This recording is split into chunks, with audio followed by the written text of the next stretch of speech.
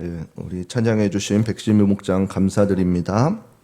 오늘 본문의 말씀을 통해서 사랑을 받은 자, 전하는 자라는 제목으로 함께 말씀을 나누도록 하겠습니다. 우리 옆 사람과 인사하도록 하겠습니다. 사랑하고 축복합니다. 다시 한번 인사하겠습니다. 말씀 가운데 큰 은혜 받으시기를 바랍니다. 마스크가 자유가 돼도 쓰신 분들은 쓰시고 안 쓰시는 분들은 쓰시고 안 쓰시는 분들은 안 쓰시고, 예, 그렇게 잘하고 계시네요. 저 같은 말 하는 줄 알고 깜짝 놀랐네. 예, 잘 개인 건강 생각하셔서 잘 해주셨으면 좋겠습니다. 오늘날 우리가 삶을 살아가다 보면은 너무나도 다양한 사람들을 만나게 되어집니다. 너무 삶을 살아가다 보다도 먼저 지금 이 자리에서 주변을 한 바퀴만 둘러봐도 너무나도 다양한 사람들과 살아가고 있습니다.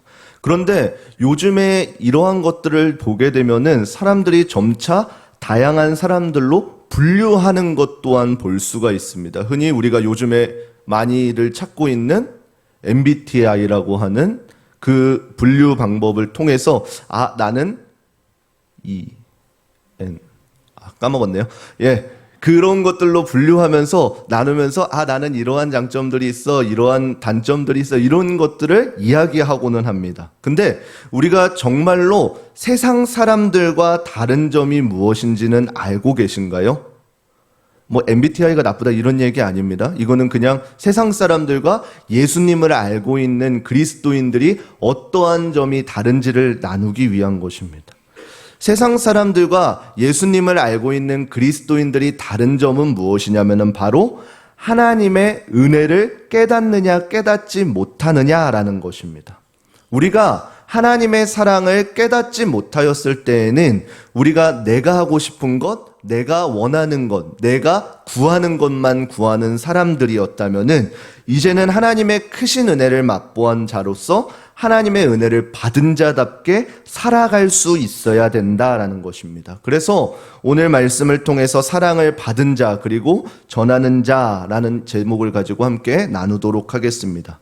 지금 우리는 사순절의 기간을 지내고 있습니다. 이 사순절의 기간 동안 우리는 예수님의 십자가에 대한 깊은 묵상을 통해서 하나님께서 우리에게 어떠한 사랑을 주셨는지를 깊이 깨닫는 시간이 되었으면 좋겠습니다. 그리고 그보다 먼저 앞서서 우리가 사랑을 전하기 위해서는 먼저 선결되어져야 되는 것이 있는데 그것이 무엇이냐면 바로 우리가 그 사랑을 깊이 누려야 한다라는 사실입니다. 우리가 흔히 많이 이야기하고 듣는 말이 있듯이 사랑을 받아본 사람이 사랑을 나눌 수 있다는 이야기가 있습니다. 어찌 보면은 그냥 세상적인 이야기고 흘러가는 이야기 같지만 어느 정도 일리는 있는 것 같습니다. 우리가 아무리 사랑을 주고 싶어도 그 주는 방법을 경험해 보지 못한 사람은 올바르게 그 마음을 전달할 수 없는 것을 우리가 종종 보고는 있습니다. 어떤 사람은 그 안에 사랑이 많은데 표현하는 방법이 서툴러서 틱틱 이야기하는 바람에 오해를 사는 사람들을 종종 볼 수 있습니다. 그래서 오늘 본문에서는 이렇게 이야기하고 있습니다. 요한일서 4장 7절의 말씀 우리 함께 읽어보겠습니다. 함께 읽겠습니다. 사랑하는 자들아 우리가 서로 사랑하자. 사랑은 하나님께 속한 것이니 사랑하는 자마다 하나님을 알고. 아멘.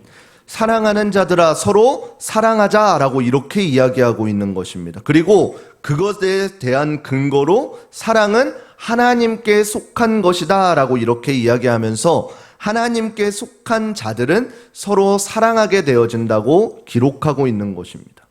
그러면은 우리는 어떠한 사랑을 받은 자들인가요? 참 사랑의 근본이신 하나님께서 그 하나님의 사랑을 우리에게 이미 알려주셨다라는 사실인 것입니다. 그래서 저와 여러분들은 그리스도인 예수를 주로 고백하는 그때에 하나님의 크신 사랑을 누리고 받고 경험하고 있다라는 사실입니다. 요한일서 3장 10절의 말씀 함께 읽어보도록 하겠습니다. 함께 읽겠습니다. 이러므로 마귀의 자녀들이 나타나나니 무릇 의를 행치 아니하는 자나 또는 그 형제를 사랑하지 아니한 자는 하나님께 속하지 아니하셨느니라 라고 이렇게 기록하고 있습니다. 하나님께 속한 것, 우리에게서는 결코 사랑이라는 속성이 나올 수 없다라는 것입니다. 성경에서 이야기하는 사랑은 단순히 우리에게 선대하는 사람을 잘해주는 것, 그러한 것을 이야기하고 있는 것이 아닙니다.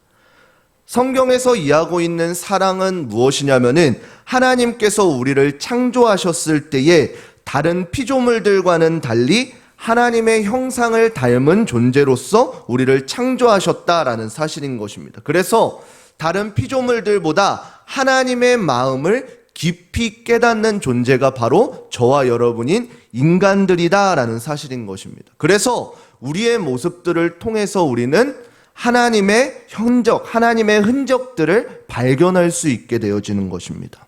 우리가 흔히 부모와 자식의 관계를 보면 이러할 겁니다. 아무리 왼수 같은 자녀이라고 할지라도 결코 사랑하지 않는 부모는 없을 것입니다.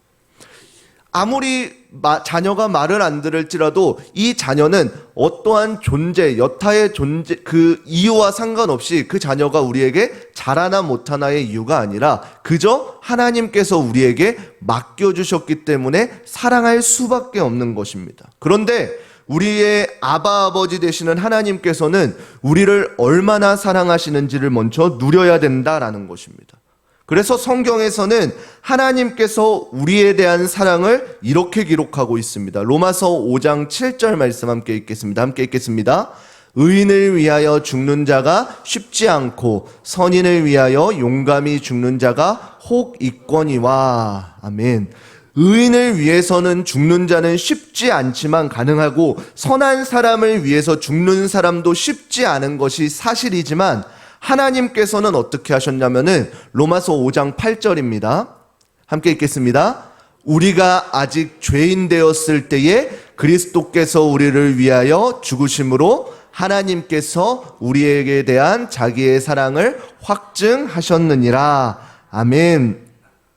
하나님께서는 우리가 선할 때, 의인일 때, 이럴 때 우리를 위하여서 그리스도를 보내주신 것이 아니라 우리가 하나님께 죄인 되어서 멀어졌을 때에 하나님의 독생자인 예수 그리스도를 우리에게 보내주셨다라고 이렇게 기록하고 있습니다. 그리고 이 보내주신 사건을 통해서 하나님의 사랑을 우리에게 확증시켜 주셨다라고 기록하고 있는 것입니다. 하나님의 독생자인 예수 그리스도를 우리에게 보내주신 것만도 큰 은혜일지언데 우리가 선한 상태가 아니라 철저하게 하나님을 등지고 하나님을 알지 못하고 하나님을 배반하였을 그때에 우리들을 위해서 예수 그리스도를 보내주셨다는 사실인 것입니다. 이것이 우리에게 베푸신 하나님의 은혜인 것입니다.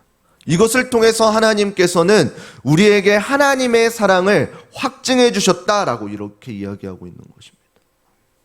성경에서 말하는 죄는 어떠한 단순히 나쁜 일을 저지른 것, 어떠한 범죄한 것, 이것을 이야기하고 있지는 않습니다. 성경에서 이야기하고 있는 죄는 무엇이냐면 바로 철저하게 관계에 관해서 이야기하고 있습니다. 그것은 다른 사람과의 관계가 아니라 하나님과의 관계에 대해서 이야기하고 있는 것입니다. 우리의 선한 행동이 아무리 많을지라도 하나님과의 관계가 끊어져 있다면은 우리는 아직 죄인된 상태인 것입니다. 하나님을 불순종함으로써 하나님으로부터 떠난 우리의 상태를 죄인된 상태다라고 이렇게 이야기하고 있는 것입니다.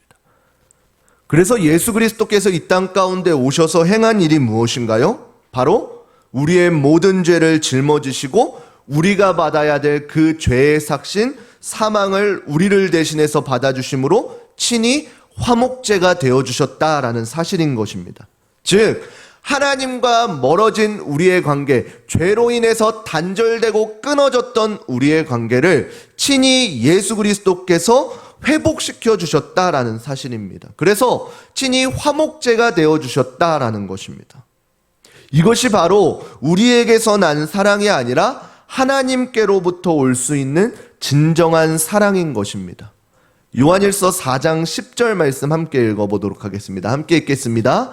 사랑은 여기 있으니 우리가 하나님을 사랑한 것이 아니요 오직 하나님이 우리를 사랑하사 우리 죄를 위하여 화목제로 그 아들을 보내셨음이니라. 아멘. 우리에게로부터 나올 수 없는 그 사랑을 하나님께서는 친히 우리를 너무나도 사랑하셔서 그 아들 예수 그리스도를 우리에게 보내주셨다는 사실입니다. 그래서 예수님께서 내가 곧 길이요 진리요 생명이니 나로 말미암지 않고는 아버지께로 올 자가 없느니라 라고 이렇게 말씀하신 것입니다. 예수 그리스도를 통하지 않고서는 아무리 우리가 선한 일을 한다고 한들 어떠한 착한 의를 많이 쌓는다고 한들 하나님과의 관계가 끊어져 버렸던 그 단절의 관계를 회복시킬 수 없다라는 사실입니다. 오직 하나님의 아들이신 하나님의 사랑의 확증으로 보여주신 그 예수 그리스도를 통해서만 그 사랑을 하나님께로 끊어진 관계를 회복시킬 수 있다라는 사실인 것입니다.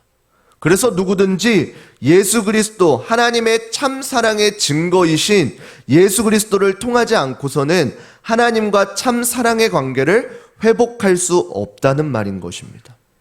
그래서 철저하게 우리는 우리에게서 내가 의로워진 것이 아니라 하나님의 그 참사랑의 근거이신 하나님의 의가 우리에게 덧씌워진 것입니다. 이것을 우리는 은혜라고 이렇게 이야기하고 있습니다. 내가 무언가를 한 것이 아니라 하나님께서 철저하게 하나님의 방법으로 이루어 주셨기 때문에 우리는 하나님의 사랑을 받은 자인 것입니다. 그리고 그 값을 내가 치는 것이 아니라 하나님께서 친히 그 아들 예수 그리스도로 값을 치루어 주셨기 때문에 저와 여러분들은 은혜를 입었다라는 것입니다. 그래서 우리가 이 사순절 기간 동안 아니 매 순간의 예배 가운데에 이러한 하나님의 은혜를 기억해야 할 것입니다. 그리고 더불어서 우리는 그러한 하나님의 은혜를 깊이 누려야 한다는 사실입니다. 이것이 우리에게 첫 번째입니다. 하나님이 어떠한 분이신지를 알고 하나님께서 내게 어떠한 사랑을 베풀어 주셨는지를 아는 것. 그래서 저와 여러분들이 비록 의롭진 않지만 하나님의 의가 예수 그리스도를 통해서 덧씌워져서 하나님께로부터는 의롭다라고 칭함을 받는다는 이 사실을 기억해야 될 것입니다. 그리고 이러한 사실을 이 땅 가운데에서 충분히 누려야 되는 것입니다. 하나님의 말씀을 알아가면 알아갈수록 우리는 참 자유가 오아야 될지언데 많은 사람들이 이 참 자유를 오해해서 어떻게 되냐면은 자신을 올가매는 줄을 알고 있습니다. 율법사들만 보아도 그렇습니다. 율법을 많이 알면은 하나님의 사랑을 더 깊이 깨닫고 하나님의 사랑이 얼마나 큰지 감격하고 기뻐해야 될지언데 그 율법으로 자신을 판단하고 남을 판단하는 도구로 사용했던 그러한 사람들처럼 우리는 그렇게 되어지는 것이 아니라 말씀을 깊이 깨닫고 알아갈수록 우리는 하나님 안에서 참 자유를 누릴 줄 알아야 된다는 것입니다. 그리고 그러한 은혜를 충분히 누린 뒤에는 무엇을 해야 되는 것인가요? 요한일서 4장 11절 말씀입니다. 함께 읽겠습니다. 사랑하는 자들아 하나님이 이같이 우리를 사랑하셨은즉 우리도 서로 사랑하는 것이 마땅. 아멘. 우리가 이제 해야 되는 것은 무엇인가요? 바로 서로 사랑하는 것이 마땅하도다라고 이렇게 기록하고 있습니다. 우리 옆 사람과 이야기하겠습니다. 하나님의 사랑으로 사랑합니다.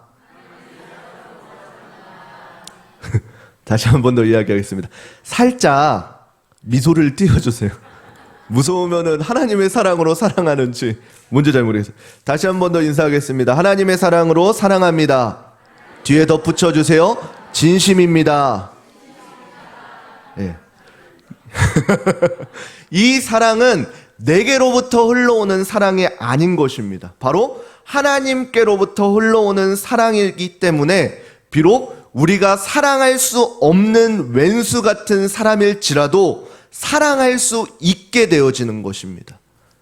이 시간 우리가 함께 예배드리는 이 예배의 공동체가 그러한 공동체인 것입니다. 내게로부터 흘러나오는 사랑이 아니라 하나님이 나를 사랑하셔서 그 아들 예수 그리스도를 보내주실 만큼 사랑하셨던 그 사랑이 나를 통해서 그리고 옆 사람에게도 동일한 그러한 사랑이 있다라는 사실인 것입니다. 그렇게 되면은 나를 비록 험담하는 사람들에게도, 내가 싫어하는 사람들에게도, 내가 원수같이 여기는 사람들에게도 우리는 하나님의 사랑을 흘려보내 주어야 된다는 것입니다. 말은 쉽죠잉?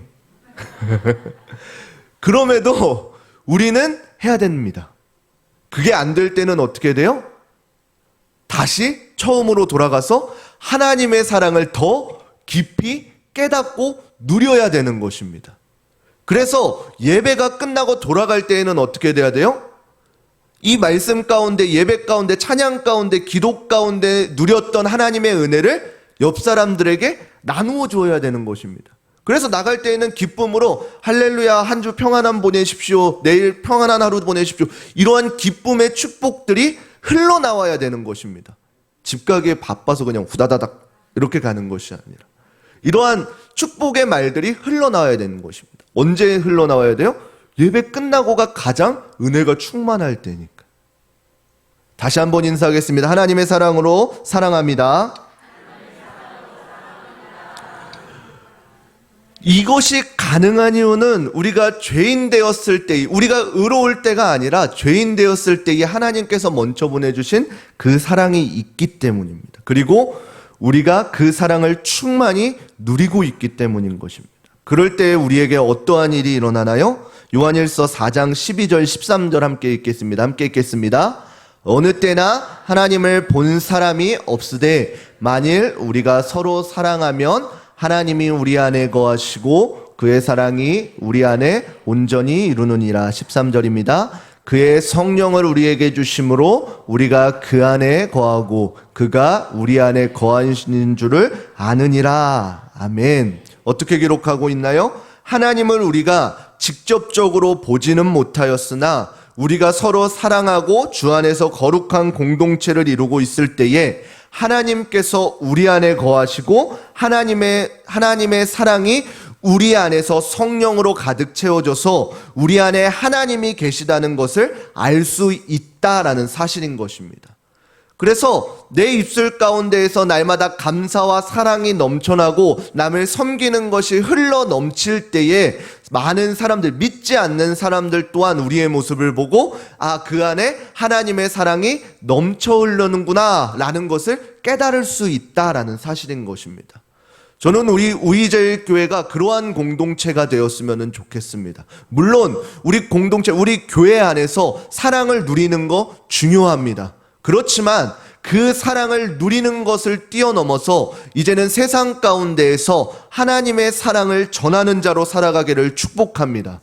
그래서 우리가 있는 그 위치 가운데에서 하나님의 거룩한 성전 되어서 하나님의 사랑을 흘려보내 주었으면 좋겠습니다. 그것은 우리의 어떠한 입술의 말로가 아니라 우리의 삶을 통해서 증거되어지는 것입니다. 내가 하나님의 은혜를 누렸다면은 그 누린 은혜를 갖고 내일에 있을 삶의 현장 가운데에서 살아가면 되는 것입니다. 그러면 어떻게 되나요? 그 삶의 현장 가운데 함께 하시는 하나님을 많은 사람들이 보게 되어진다는 것입니다. 그래서 그 사람들 또한 하나님을 알지 못하고 하나님을 보지 못하였지만 우리 안에 계신 성령님으로 인해서 어떻게 돼요? 그 사람들이 우리 안에 하나님이 살아계시는구나를 깨닫게 되어진다라는 것입니다. 이것이 교회인 것입니다. 이번 중고등부 수련회의 주제가 우리는 주님의 교회입니다 였습니다. 우리 친구들이 각 교회, 각 학교, 각 공동체, 각 자리에 돌아가서 하나님의 말씀을 들고 하나님의 사랑을 증거하며 살아갈 때에 그곳이 그 한 사람을 통해서 작은 교회들이 되어진다는 것입니다. 하나님의 말씀이 그 자녀를 통해서 증거되어지고 그 주변의 많은 사람들이 그 우리 중고등부 친구들을 통해서 하나님은 살아계시구나를 경험하여서 그곳 가운데 하나님의 복음이 증거되어지는 것입니다. 저는 우리 우이제일교회 성도님들도 그러한 삶을 사셨으면 좋겠습니다. 그러기 위해서 이 시간 하나님의 은혜를 기도 가운데, 찬양 가운데, 말씀 가운데 깊이 누리고 돌아가셨으면 좋겠습니다. 다른 어떠한 것에 방해받는 것이 아니라 하나님과의 밀접한 관계를 예수 그리스도를 통해서 특별히 사순절 기간 동안 그 십자가를 묵상하면서 깨달으시고 그 깨달은 바대로 살아가시기를 축복합니다. 그것이 바로 우리가 받은 사랑을 나누어야 된다는 것입니다. 다른 여타한 이유가 있는 것이 아니라 우리가 이미 예수 그리스도 하나님을 통하여 그 사랑을 받았기 때문에, 그리고 우리 안에 성령님이 함께 하시기 때문에 우리는 그 사랑을 나누어야 된다는 것입니다. 그래서 이 사순절 기간이 그냥 지나치는 것이 아니라 우리 공동체 가운데, 그리고 세상 가운데에 예수 그리스도의 십자가를 묵상하면서 더욱더 서로를 깊이 사랑할 수 있는 기간이 되었으면 좋겠습니다. 특별히는 사랑할 만한 사람을 사랑하는 것이 아니라 사랑할 수 없는 사람들에게 그 사랑을 베풀어 주셨으면 좋겠습니다. 제 아내가 이제 장난식으로 저한테 이야기하는 것이 있습니다. 제가 비록 반듯해 보이지만 많은 실수를 합니다. 그때마다 제 아내는 속으로 뭐라고 이야기하냐면은, 저 사람도 순창의 아들이다 라고 이렇게 이야기합니다. 순창의 아들은 다른 이유가 있는 것이 아니라 저희 어머니의 고향이 순창이시고 지금 순창에 계셔가지고 저 사람도 한 부모의 아들이다, 장모님의 아들이다, 그렇게 하면서 한번 넘어가 준다라는 것입니다. 이 말인즉슨 무엇이냐면은 우리가 다른 사람들, 특별히 내가 미워하는 사람들을 대할 때에 우리 마음 가운데에서는 그냥 단순히 미워만 하는 것이 아니라 저 사람도 내가 하나님의 깊은 사랑을 받았듯이 저 사람도 사랑을 받은 자거나 사랑을 받을 대상이구나, 이 생각을 깊이 되뇌었으면 좋겠습니다. 물론 쉽지 않습니다. 그럼에도 우리는 해야 됩니다. 왜요? 하나님께서 우리에게 이미 말씀하여 주시고 보여주셨기 때문에요. 우리가 사랑할 수 없어 보이는 사람 또한 하나님의 귀한 사랑을 받은 자입니다. 내가 사랑받을 자격이 없는데 하나님의 은혜로 부어주셨다는 사실을 기억한다면은 우리는 그 사람 또한 사랑할 수밖에 없을 것입니다.